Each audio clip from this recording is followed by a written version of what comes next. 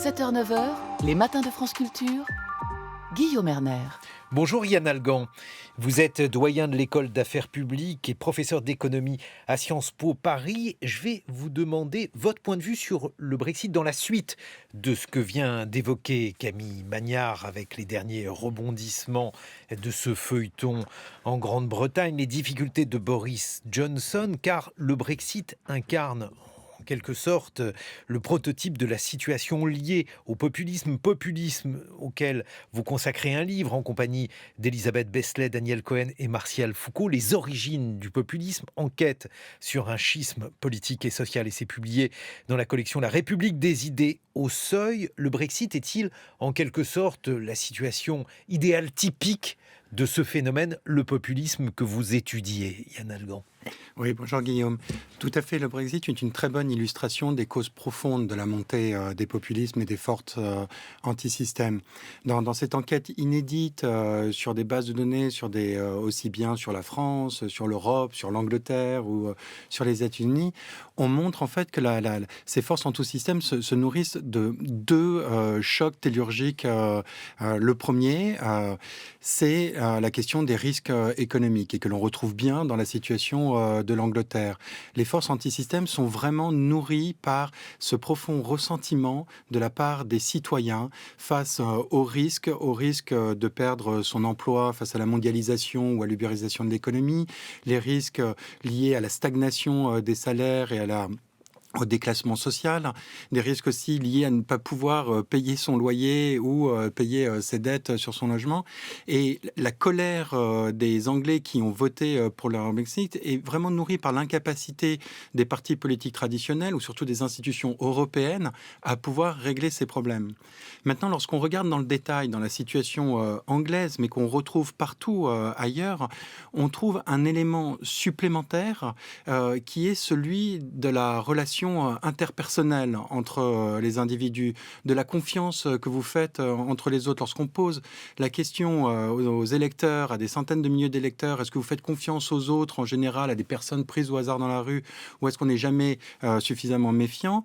La réponse à cette question, votre niveau de confiance, va vraiment être l'élément fondamental qui va expliquer si vous allez être vraiment plus dans le versant droite populiste ou Johnson d'une certaine façon, ou alors après Salvini, Trump, Le Pen, ou si vous allez être plus de la gauche ou de la gauche radicale.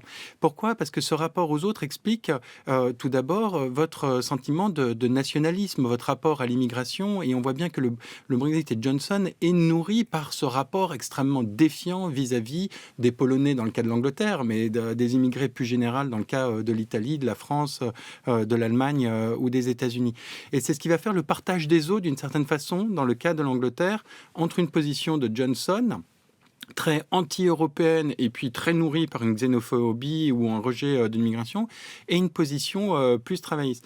Là où le Brexit montre quelque chose de spécifique, c'est que vous avez bien sûr une question institutionnelle, ils sont dans un pataquès dont ils ont vraiment du mal à se sortir. Semble-t-il. Mais on voit bien aussi le grand malaise des partis traditionnels, de l'axe gauche-droite traditionnel, parce que dans le parti travailliste de Corbyn, vous avez toute une partie des classes populaires, des classes moyennes, qui ont aussi un vrai ressentiment vis-à-vis du parti travailliste et qui sont aussi sur des positions relativement pro-Brexit. Donc je pense que la ligne de crête va être très très difficile pour chacun de ces partis, et j'ai du mal à voir comment ils vont pouvoir aboutir à un axe, à une plateforme de solutions dans les prochaines semaines. Et l'économiste que vous êtes, Yann Algan, comment observe-t-il le Brexit? Alors, c'est toujours compliqué de donner un sentiment sur une situation qui est extrêmement mouvante, qui évolue chaque jour, mais enfin, on nous prédisait l'apocalypse. Cet apocalypse pour l'Angleterre est-il en cours? Est-il à venir? Bref, quelles pourraient être les conséquences de cette sortie de l'Europe? Alors, la première conséquence, c'est surtout la situation d'incertitude politique. Alors, si vous interrogez un économiste vous dira que, à l'heure actuelle, les principaux risques ne sont pas nécessairement des risques économiques, ce sont des risques politiques. Dans le cas du Brexit, mais c'est la même chose dans le cas de l'Italie, par exemple. Cette incertitude politique a des conséquences très très fortes pour comprendre le ralentissement, le lent ralentissement de la croissance économique en Angleterre, mais aussi dans l'ensemble des pays. Maintenant, c'est sûr qu'une sortie non négociée de l'Angleterre, de l'Europe, en particulier s'ils ne règlent pas cette question avec l'Irlande, qui va les empoisonner pendant des décennies, s'ils ne règlent pas la question aussi avec l'Écosse, aura un coût extrêmement important d'un point de vue économique, mais aussi en termes vraiment de progrès social en Angleterre, mais sera aussi un coût pour l'Europe et pour l'ensemble du monde. On nous parle, par exemple, d'un décrochage de la livre. Il y aurait aujourd'hui un certain nombre de conséquences d'ores et déjà. Qu'est-ce que vous en pensez, là aussi, Yann Algan ? Oui, tout à fait. On a déjà constaté une migration des investissements très importante vis-à-vis vers l'Europe. Il y a une concentration de plus en plus importante des grandes activités, que ce soit des activités financières, des activités économiques sur des centres d'affaires, que ce soit en Allemagne ou en France à l'heure actuelle. Ce que va essayer de faire vraisemblablement Boris Johnson, c'est, en sortant de l'Europe, d'avoir une politique extrêmement agressive en termes de dumping fiscal, de sortir de l'ensemble. Est-ce que ça n'est pas une bonne idée, une idée moralement condamnable peut-être, Yann Algan, mais en tout cas cyniquement, est-ce que ça n'est pas une bonne formule pour faire en sorte que le Royaume-Uni, qui de toute façon restera proche de l'Europe géographiquement, devienne une sorte de paradis fiscal ? Je pense que c'est effectivement la carte que va jouer à plein Johnson, et qu'il essaye aussi de jouer par un rapprochement maintenant avec les États-Unis, qui sont bien contents de pouvoir récupérer d'une certaine façon une alliance vis-à-vis de l'Europe. Ça montre surtout d'une certaine façon le grand gâchis qu'il y a eu en Europe sur notre incapacité à pouvoir coordonner nos politiques, fiscales pour porter vers le haut des investissements dans des infrastructures, dans de l'innovation, dans de l'éducation.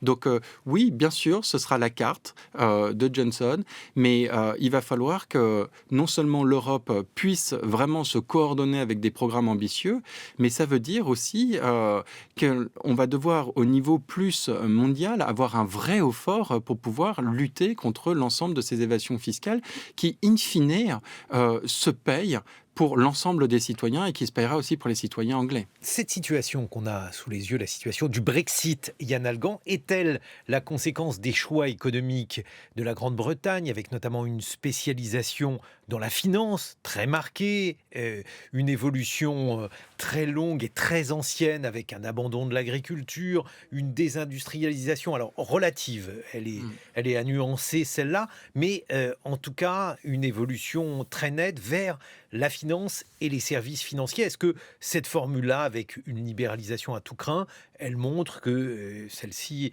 aboutit à une colère des peuples ? Oui, tout à fait. Il y a les risques économiques qui sont vraiment présents en Angleterre à l'heure actuelle expliquent ce Brexit, mais d'une certaine façon expliquent la montée des populismes et des forces anti-système dans l'ensemble des autres pays. L'Angleterre, effectivement, s'est spécialisée dans la finance, a montré sa très grande fragilité suite à la crise financière. Donc, elle a payé vraiment le prix de cette crise financière qui est d'une certaine façon le marqueur absolu du début de la montée de ces forces anti-système. Il y a aussi eu lorsque vous parlez de désindustrialisation à nuancer, il y a eu quand même vraiment des perdants et des gagnants de la mondialisation en Angleterre comme dans les autres pays.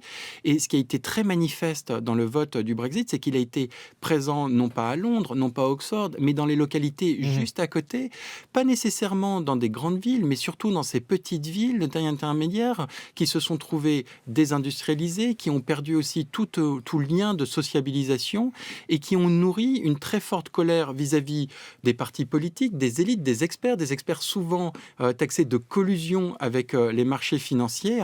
Mais on trouve aussi là des causes plus profondes qui sont aussi le fait d'avoir un isolement très profond de l'ensemble des petites villes à côté de Londres, à côté de Oxford, qui sont d'une certaine façon les perdants de la mondialisation et du développement de nos économies. Et la finance, Yann Algan, vous qui êtes économiste, la finance, est-ce le symbole des inégalités, puisque la City de Londres est devenue l'emblème de bonus, de super bonus accordés à un petit nombre de personnes, tandis que le reste du pays, lui, semble condamné à enchaîner des contrats précaires. Est-ce que c'est ça le problème de la finance, ou bien est-ce tout simplement le fait qu'on crée une économie un peu diabolique, avec une économie qui n'a pas véritablement de richesse née de gains de productivité?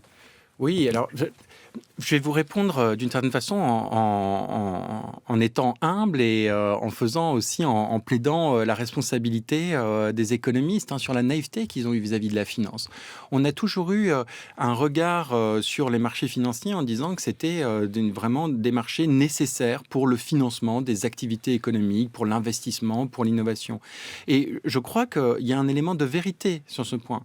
Cependant, tout le développement de la finance à partir de la dérégulation dans les années 80, ce ne s'est pas fait vraiment au service de l'innovation, de financement de nouvelles activités, mais plutôt de la captation de rentes très très fortes qui a permis ce financement de salaires mirobolants et de primes. Vous avez eu de très beaux travaux par Thomas Philippon sur cette question qui montrent que l'ensemble de ces richesses en fait ont été captées par une petite élite.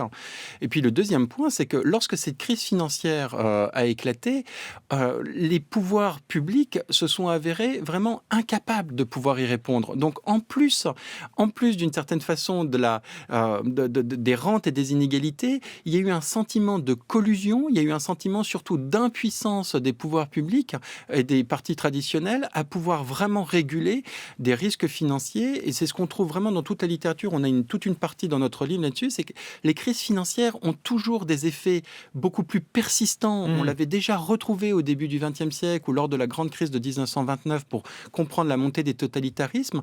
Pourquoi ? Parce qu'elles ont des conséquences économiques extrêmement persistantes sur plus de 10-20 ans et en plus, elles nourrissent ce sentiment de collusion entre les sphères économiques et les sphères politiques. Est-ce qu'on peut dire un peu de mal des économistes? Yann Algan, vous êtes économiste, vous direz du mal des journalistes si vous voulez aussi, mais on a l'impression là aussi que malgré le développement de votre discipline, malgré la présence d'un grand nombre d'instituts de recherche, on n'a pas appris grand-chose depuis la crise de 29. La situation actuelle du monde montre que les économistes ne parviennent pas ou bien à rendre la situation intelligible, ou bien qu'ils sont, je ne sais pas moi, complices d'une situation qui a produit de grandes inégalités et là aussi de la colère chez beaucoup d'individus.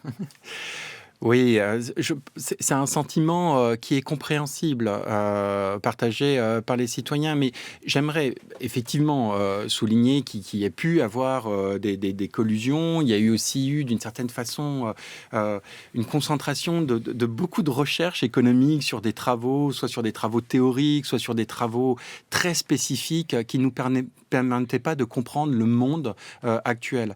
J'aimerais souligner que les choses ont quand même changé au sens où l'économie maintenant s'est vraiment ouverte aux autres disciplines, à la science politique, à la sociologie, à la psychologie, peut bénéficier maintenant de multitudes de données que l'on exploite par exemple dans ce livre pour avoir une compréhension beaucoup plus large de notre monde. Maintenant, il y a un point qui nous semble vraiment fondamental et qu'on avait montré dans une étude qu'on avait appelée de façon un peu ironique la supériorité des économistes, avec notamment Marion Fourquin, montrant en fait que la grande question qui est posée aux économistes, c'est qu'en général, sur les grands sujets sur lesquels ils ont un consensus, par exemple sur les gains de la commercialisation, de la mondialisation, ce sont justement sur ces sujets qu'il y a le plus de distance vis-à-vis des citoyens. Donc on doit vraiment nous interroger sur la façon dont on appréhende l'ensemble de ces phénomènes économiques. Mais enfin, j'ai par exemple sous les yeux un article du New York Times, un article où il est question de blâmer les économistes pour la situation dans laquelle les peuples sont. Et je traduis l'une des phrases de cet article. Pourquoi les Américains devraient-ils écouter des gens qui ont répété pendant des années que plus de millionnaires, c'était quelque chose qui était bon pour l'Amérique ? Oui, alors la première façon de répondre à cette question, c'est que tous les économistes n'ont pas eu cette approche. Maintenant, je comprends vraiment le fait qu'il y ait eu une vraie colère contre des économistes qui ont pu avoir de tels conseils. Je pense plus profondément que ce qui fait la vraie spécificité des économistes par rapport à d'autres approches en d'autres disciplines, en sciences sociales, c'est que les économistes ont toujours tendance à vouloir aussi régler les problèmes du monde. Dans cette grande enquête que l'on a fait avec Étienne et Marion dans la supériorité des économistes, on a vu que si vous interrogez l'ensemble des chercheurs dans les sciences sociales, si vous interrogez les sociologues vont d'abord se définir comme des social critics, des intellectuels, des personnes qui critiquent la société, qui ont ce temps de recul. Les politistes vont se définir comme des intellectuels. Les économistes, beaucoup plus, non seulement comme des chercheurs, mais aussi comme des policy makers, des personnes qui sont là pour changer. Et on retrouve ce comportement aussi bien pour des économistes qui sont impliqués dans des grandes questions macroéconomiques, à la Banque Centrale Européenne, à la Fed, des gens comme Olivier Blanchard. Vous le retrouvez aussi sur tout le développement de ce courant économique, vraiment sur les problématiques de développement, d'économie de développement ou d'éducation avec Esther Duflo. Il y a toujours un peu cette volonté de ce qu'on appelle, nous, la fixed culture, cette volonté de changer le monde. Alors, c'est certainement aussi ce qui fait la très forte demande de la société ou des pouvoirs publics auprès des économistes, mais c'est ce qui explique aussi notre talent d'Achille. Donc, comme l'expliquait Keynes, si on arrive à être aussi humble que des dentistes, peut-être que ça serait beaucoup plus utile à l'humanité que si on se prenait pour les médecins du monde. Avez-vous l'impression qu'en ce moment, les politiques, ceux-là même qui, ou bien sont portés au pouvoir par la vague populiste, ou bien l'affrontent, écoutent de moins en moins les économistes, entre la politique économique suivie par Donald Trump, celle qui a conduit au Brexit? Est-ce qu'il y a de moins en moins d'intérêt pour la bonne politique en économie, en tout cas celle que vous pourriez définir comme telle, Yann Algan? Alors, je ne partagerai pas ce point de vue. Je pense au contraire que maintenant, il y a une demande de plus en plus importante d'expertise économique comme d'expertise dans d'autres disciplines, hein, bien sûr, mais que cette demande est peut-être plus diverse. Je vous prends par exemple la situation américaine où vous vous retrouvez avec de jeunes Français au cœur du débat et qui conseillent énormément les...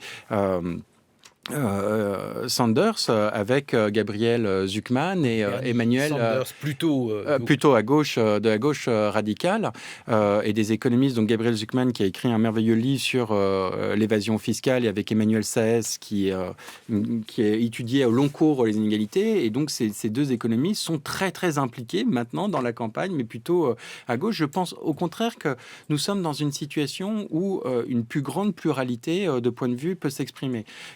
Donc c'est à mon avis la grande maintenant question qu'on doit se poser, c'est aussi quelles sont les solutions que les économistes veulent apporter aux problèmes du 21e siècle, et nous reviendrons peut-être sur cette question. La montée des populismes, bien sûr, est nourrie par des risques économiques, mais elle est nourrie aussi par une question de solitude sociale, le passage dans une société post-industrielle à une société des individus, et les grandes recettes du 21e siècle, telles que la redistribution, la taxation, qui ont leur légitimité, sont insuffisantes pour expliquer les grands mots du 21e siècle qui sont la solitude sociale de ces classes populaires et moyennes. Yann Algan, vous êtes économiste, vous enseignez l'économie à Sciences Po et vous publiez avec Elisabeth Beslay, Daniel Cohen et Martial Foucault Les origines du populisme, enquête sur un schisme politique et social. On vous retrouve dans quelques minutes et cette fois-ci, on va évoquer la situation française, les crises que notre pays a traversé, notamment la crise des Gilets jaunes, et vous nous donnerez votre point de vue et votre analyse sur le moment que traverse actuellement notre pays. Les matins de France Culture, 7h-9h, Guillaume Erner. 8h21, on réfléchit aux causes du populisme en compagnie de l'économiste Yann Algan. Vous venez de publier en compagnie d'Elisabeth Besselet, Daniel Cohen, Martial Foucault, Les origines du populisme, enquête sur un schisme politique et social aux éditions du Seuil dans la collection La République des idées. On a avec le Brexit une sorte de cas pur de populisme. Dans le cas de la France, que peut-on appeler populisme? Parce que le terme en tant que tel pose problème, Yann Algan, et il n'est pas évident de se mettre d'accord sur une définition. Quelle est celle que vous retenez dans le cas français? Oui, on passe beaucoup de temps justement dans ce livre à essayer de définir ce que c'est que le populisme. Il y a une multitude de définitions pour le moment qui s'attachent surtout à la relation entre le peuple et les élites. Pour reprendre des ouvrages que ce soit de Dominique Régnier ou de Marc Lazare, définissant le populisme comme cette matrice commune de très forte méfiance vis-à-vis des institutions, ajoutée à cela un style très particulier, en rupture avec les partis traditionnels. Ce qu'on essaye de faire dans ce livre, à partir de données sur l'ensemble des pays, en analysant les valeurs de centaines de milliers d'électeurs, c'est de montrer que en fait, le populisme se caractérise par deux grandes forces différentes. On essaye d'en comprendre les causes pour essayer un peu de déterminer les différences. Ce qu'il y a de commun entre les forces anti-système, qu'on n'appelle pas populistes, mais les forces anti-système, c'est ce rejet des institutions fondé sur les risques économiques. Ça, c'est le premier facteur. Indiscutablement, les risques économiques expliquent ce rejet des institutions. Mais ensuite, le deuxième facteur, lorsqu'on regarde vraiment dans le détail, est beaucoup plus de l'ordre d'un autre registre, de la relation à autrui, d'un rapport blessé aux autres. Et en fonction de votre niveau de confiance dans les autres, vous basculez beaucoup plus du côté du ce qu'on appelle de la droite populiste, qui regroupe des citoyens qui ont vraiment un rapport blessé à autrui, un sentiment de méfiance. En revanche, lorsque vous êtes beaucoup plus confiant, vous basculez de la gauche ou de la gauche radicale. Et l'un des points centraux de notre ouvrage est de bien distinguer cette opposition entre droite populiste et gauche radicale en France et plus généralement dans l'ensemble des pays. Mais alors, quelle est, selon vous, Yann Algan, l'expression politique de ce populisme en France? Où la trouve-t-on? Alors, on la trouve du côté de la droite populiste, du Rassemblement national. Les électeurs du Rassemblement national partagent les mêmes incertitudes économiques, mais il y a quelque chose de vraiment très distinctif, qui est leur méfiance vis-à-vis des autres, vis-à-vis, bien sûr, lorsqu'on parle de méfiance vis-à-vis des autres ou de rapport blessé à autrui, on pense tout de suite à la figure de l'immigré. Donc, il y a effectivement une composante xénophobe ou de rejet de l'immigration qui est portée par le Rassemblement national et qui n'est pas portée par France Insoumise. Mais on va au-delà de la question de l'immigration dans ce rapport à autrui. Lorsqu'on interroge les électeurs du Front National, ils nous répondent se méfier également des autres en général, mais aussi de leurs voisins, de leurs beaux-frères, de leur famille. Donc il y a un rapport vis-à-vis du monde qui est extrêmement différent et qui les amène à des attitudes complètement différentes, non seulement sur l'immigration, mais aussi, par exemple, sur la question de la redistribution. On voit là vraiment le partage des eaux entre la gauche radicale, France Insoumise, et le Rassemblement national sur ces questions de redistribution. Quand vous dites ça, est-ce que vous êtes dans le jugement de fait ou dans le jugement de valeur? Je veux dire, un candidat comme Emmanuel Macron, parce qu'Emmanuel Macron fut un temps, était candidat, se présentait, on l'a peut-être un peu oublié, mais comme anti-système. Alors, aujourd'hui, cela peut paraître étonnant, mais en tout cas, il était, et Frédéric Seyss l'a rappelé, une candidature, une forme de candidature différente à l'époque où on attendait plutôt les partis traditionnels. Autrement dit, la catégorie de partis populistes n'est-elle pas tout simplement un mot qu'on va poser sur des phénomènes politiques que l'on n'aime pas ou dont on se sent plutôt étranger, Yann Algan? Vraiment, l'objet de ce livre est d'aller au-delà du jugement de valeur. C'est d'utiliser vraiment des bases de données de tout ordre pluriel pour comprendre quels sont vraiment les terreaux de ces montées des forces anti-système. Qu'est-ce qui pousse un peu ce nouvel électeur émotionnel à rejeter le système? Lorsque vous analysez ces causes, vous voyez très vite que le candidat Macron n'est pas du tout de la même nature. En tout cas, les électeurs du candidat Macron ne sont pas du tout de la même nature que les électeurs des droites populistes ou de la gauche radicale. Peut-être que dans le style, il y a une différence, effectivement, par rapport aux partis traditionnels. Mais en revanche, les électeurs de Macron sont des électeurs qui sont beaucoup plus du côté des gagnants des transformations du système économique. Ce sont aussi des électeurs qui ont un niveau de satisfaction dans la vie beaucoup plus élevé, qui ont aussi un niveau de confiance dans les autres beaucoup plus important. Alors ce niveau de confiance et également cette satisfaction face à la société telle qu'elle est aujourd'hui en France, ou bien au contraire ce désaccord, voire cette colère, il a des contours très étonnants. Je vous cite un exemple issu de votre livre, vous l'empruntez d'ailleurs au démographe Hervé Lebras. Vous dites que les ouvriers de Champagne-Ardenne votent majoritairement FN, alors que les ouvriers, donc la même catégorie sociale en Midi-Pyrénées, elles votent de manière très minoritaire pour Jean-Marie Le Pen, autrement dit, enfin pour Marine Le Pen, pardon, autrement dit, on a une situation vis-à-vis de la politique qui n'est pas uniquement déterminée par la catégorie sociale à laquelle appartiennent les individus. Tout à fait, c'est vraiment l'un des grands apports de cette analyse dans ce livre, c'est de montrer que si le facteur économique est quelque chose de très important pour comprendre la montée de ces forces anti-système ou le mouvement des Gilets jaunes qui rassemblait, qui était un conglomérat un peu hétéroclite d'anciens électeurs de Mélenchon ou d'électeurs de Marine Le Pen aux élections de 2017, à peu près de 65%. Bien sûr, ils partagent, ces électorats partagent des conditions économiques ou un déclassement social important, mais en revanche, ces électeurs n'ont rien de commun sur le plan des valeurs, avec le long de cette diagonale du vide au nord-est des électeurs qui ont des niveaux de défiance beaucoup plus importantes vis-à-vis des autres en général, vis-à-vis et un niveau de désocialisation extrêmement important, alors qu'au sud-ouest, vous avez des niveaux de socialisation qui sont beaucoup plus manifeste et qui explique la présence traditionnelle de France Insoumise. Oui, vous dites, et c'est l'une des originalités de votre livre, Yann Algan, vous dites que finalement, la différence principale entre la gauche et la droite, c'est qu'à gauche, on fait confiance, c'est ça ? Tout à fait, et ça explique vraiment le partage des autres. Racontez-nous. Cette notion de confiance est absolument centrale. C'est le facteur qui, d'une certaine façon, détermine votre rapport au monde. Ça détermine votre rapport à la question de l'immigration. Vous vous défiez des immigrés, donc vous tombez beaucoup plus du côté de la droite populiste.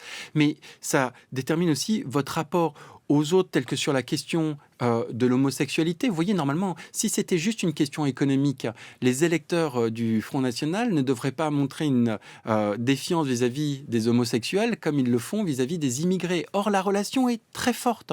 De la même façon, ce rapport au monde qui est déterminé par votre niveau de confiance explique aussi vos attitudes vis-à-vis de la redistribution. Le grand paradoxe, c'est que les classes populaires ou les classes moyennes qui se tournent vers la droite populiste de Marine Le Pen, mais c'est la même chose en Italie avec Salvini, en Allemagne avec l'AfD ou aux États-Unis avec Trump, se tournent vers des candidats qui ne portent pas des politiques redistributives, qui ne sont pas en faveur de la taxation des riches. Comment comprendre ce paradoxe ? Justement, par cette relation à autrui, cet niveau de confiance, les électeurs de la droite populiste se défient tellement, sont dans un rapport tellement nihiliste au monde, qu'ils sont persuadés que toute redistribution, de toute façon, servira les immigrés, les assistés ou les pauvres. Donc, si on veut répondre justement à ce paradoxe, il suffit pas pour une gauche traditionnelle ou une gauche radicale de juste dire mettons en place des politiques redistributives, même si elles sont nécessaires, puisque ça ne fera pas revenir les classes populaires et les classes moyennes. Il y a des politiques beaucoup plus importantes, ambitieuses, adaptées aux problèmes du XXIe siècle, qui sont la question des lieux de socialisation. Comment est-ce qu'on arrive à resocialiser ces individus qui se tournent vers la droite populiste ? Mais alors, Pourtant, moi, je pensais, pour l'avoir lu dans un ouvrage signé notamment par vous-même, Yann Algan, que nous vivions dans une société de défiance et que la France se caractérisait par précisément l'incapacité des Français à avoir confiance en l'autre. C'est vrai, c'est à moitié vrai aujourd'hui. Parce que ça fait peut-être 20 ans que vous l'avez écrit, ce livre. Oui, ça fait 10 ans. Alors, oui, c'est encore vrai. Il y a un niveau de défiance vis-à-vis des institutions et vis-à-vis des autres qui est très important en France. Mais ce niveau de défiance n'est pas partagé par l'ensemble des catégories.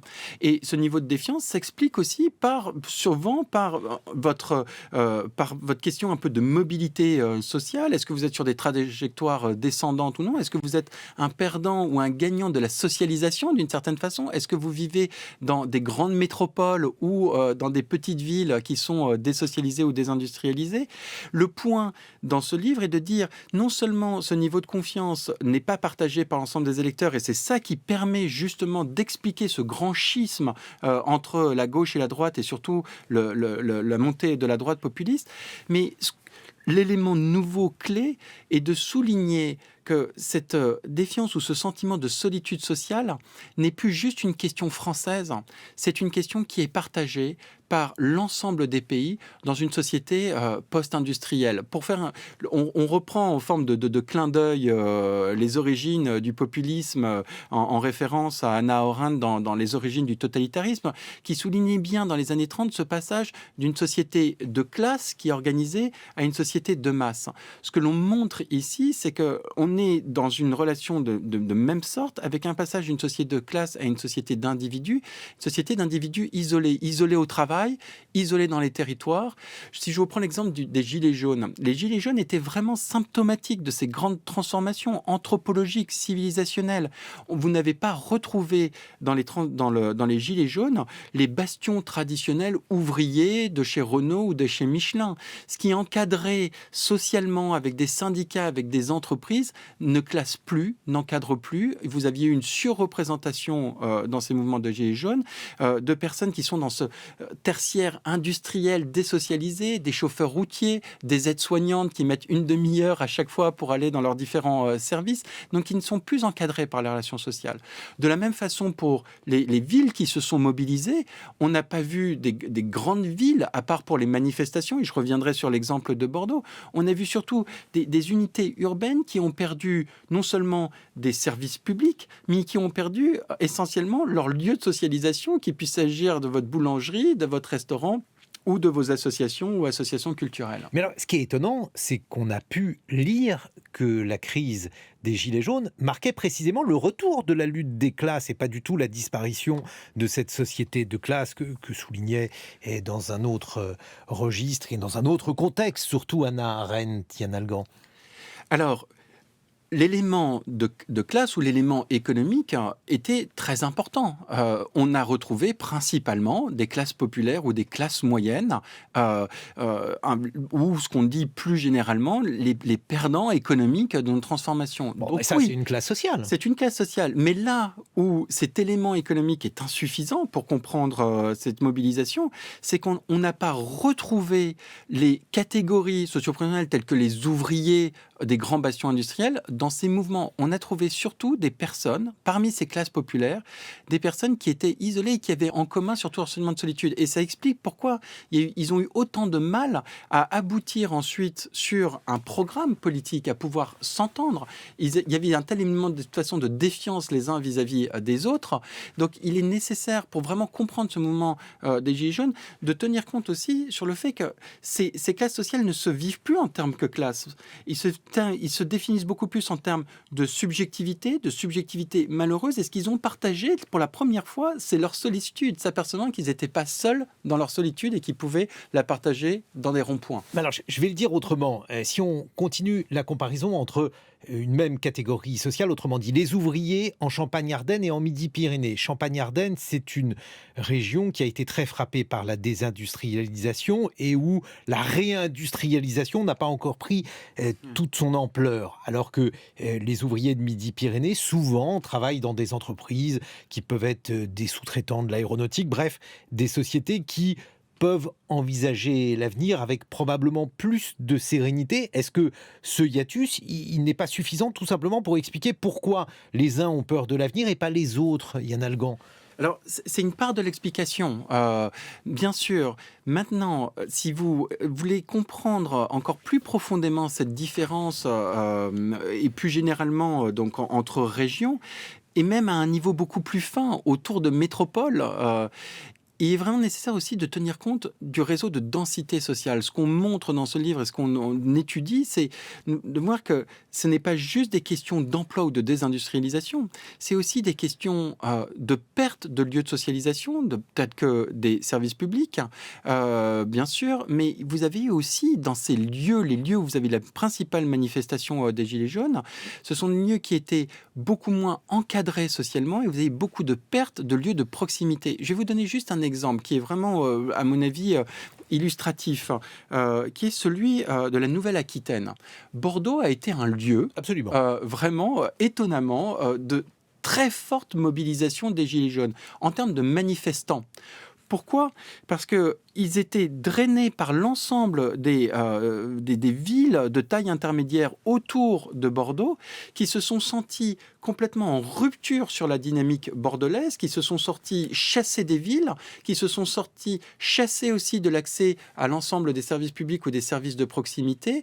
Et c'est surtout cette comparaison sociale, ce sentiment vraiment d'avoir perdu par rapport à des dynamiques de métropole, d'être les perdants de cette société post-industrielle qui ont expliqué cette manifestation beaucoup plus importante en Nouvelle-Aquitaine. Mais alors, là aussi, on a pu lire, Yann Algan, mais alors peut-être que ce n'est pas exclusif de ce commentaire que vous venez de faire, on a pu lire que Bordeaux, c'était la ville riche, dans une région qui n'était pas pauvre, mais dans une région où, malgré tout, les inégalités sociales étaient particulièrement visibles du fait de la richesse de cette ville, et qu'il s'agissait de manifester à Bordeaux, comme d'ailleurs de manifester à Paris, pour aller porter la contestation sociale auprès des plus riches. Oui, tout à fait.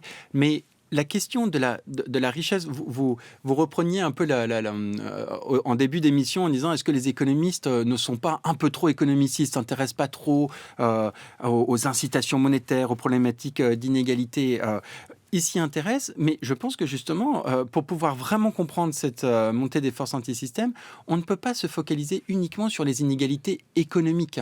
Ce que l'on montre, c'est que si vous voulez comprendre après pourquoi dans ces manifestations, que ce soit dans les Gilets jaunes ou dans la montée, le partage des eaux entre le Rassemblement national ou France Insoumise, pourquoi certains se tournent vers une radicalité de droite, pourquoi est-ce qu'ils se tournent vers des questions plus de protection de frontières, de nationalisme, il faut comprendre aussi, de point de vue anthropologique, leur rapport aux autres, leur rapport blessé à autrui, et comment est-ce que ce sentiment, ce rapport blessé à autrui s'explique pas uniquement par des questions d'inégalité économique, mais aussi par des sentiments de solitude profonde au travail, liés aux transformations de notre société post-industrielle, ou de solitude dans les territoires, des territoires qui ont été très isolés par rapport à ces métropoles qui se développent justement dans des sociétés de services. Mais alors, cette question de solitude, parce que vous n'êtes pas le seul, Yann Algan, à insister sur le fait que la France serait une société archipélisée, où il y aurait de moins en moins de cohérence. Ce que l'on ne comprend pas, c'est que finalement,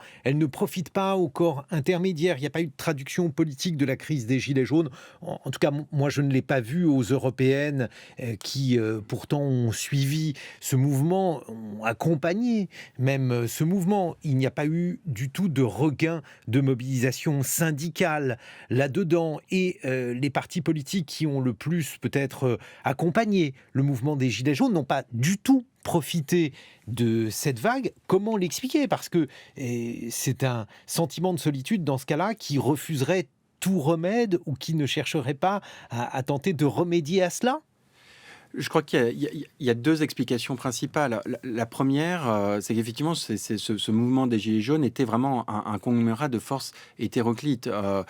Aussi bien des lecteurs de la France Insoumise que du Rassemblement national. Et comme on l'a souligné tout à l'heure, je vais pas revenir là-dessus, mais ces électeurs ou ces manifestants étaient des personnes qui se différenciaient énormément dans le rapport aux autres, avec certains beaucoup plus dans un rapport vraiment de distanciation, de critique, et avec un mouvement vraiment même de méfiance par rapport à toute politique redistributive.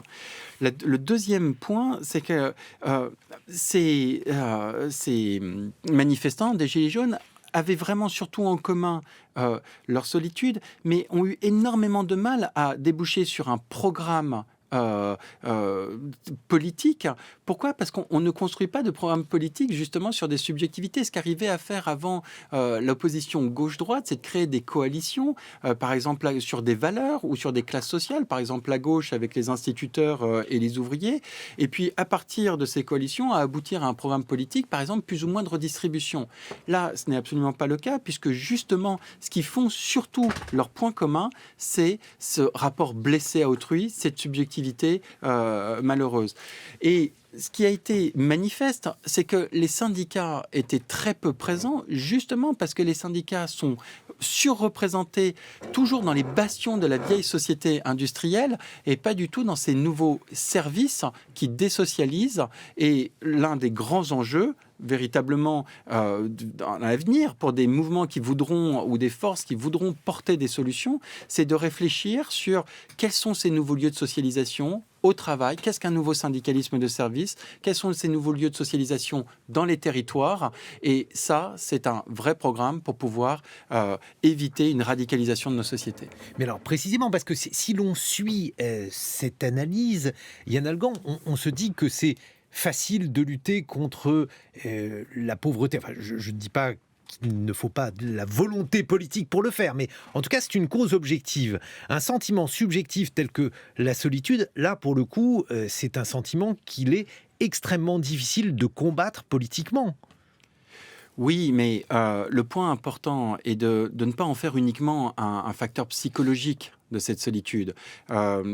On a, pour reprendre d'une certaine façon les études de Durkheim, qui avait vraiment fondé la sociologie dans une étude remarquable sur le suicide, il montrait que le suicide n'est pas un facteur psychologique uniquement, mais dépend vraiment de votre densité de socialisation. Bien sûr, il y a une part d'électeurs émotionnels dans cette montée du populisme, mais ces passions, elles répondent aussi à des solitudes qui peuvent être plus ou moins combattues par des politiques publiques. La question de réinvestissement de ces territoires en termes d'éducation avec des écoles primaires qui ont été, dont la fermeture a été très très mal ressentie. On montre dans ce livre et dans une étude qui va apparaître au Conseil d'analyse économique que les territoires où les Gilets jaunes se sont surtout mobilisés sont les territoires où il y a eu le plus de pertes de maternité, tout ce qui a lieu à la santé et tout ce qui a lieu à l'éducation. Donc là, ça relève aussi de politiques publiques. De la même façon, lorsqu'on parle de solitude, on parle de solitude au travail, qui est liée aux transformations du monde du travail. Ce n'est pas uniquement un facteur psychologique. On montre vraiment toutes les mutations de notre société post-industrielle qui apportent des nouvelles réponses, des réponses adaptées au XXIe siècle. Et créer un syndicalisme de service est une vraie réponse. Là, ça va être... Et on appelle de nos voeux que les syndicats s'en saisissent et puissent vraiment comprendre la nature du problème et l'ampleur du problème. Mais le mouvement des Gilets jaunes, en tant que tel, il a recréé de la sociabilité. Tout à fait. Il a recréé de la sociabilité autour des ronds-points ou autour d'un carrefour. Là où le mouvement des Gilets jaunes, d'une certaine façon, s'est arrêté à mi-chemin, c'est sur sa capacité à déboucher sur un programme, parce que justement, vous avez, dans ces Gilets jaunes, un électorat très hétéroclite entre celui de la France insoumise et du Rassemblement national, qui ne partage aucune valeur sur les questions de la confiance dans les autres et sur la façon dont on met en place des politiques plus ou moins redistributives. Et Yann Algan, votre livre, publié en compagnie d'Elisabeth Beslay, Daniel Cohen, Martial Foucault, Les origines du populisme, enquête sur un schisme politique et social, c'est aux éditions du Seuil et dans la collection La République des idées. Alors,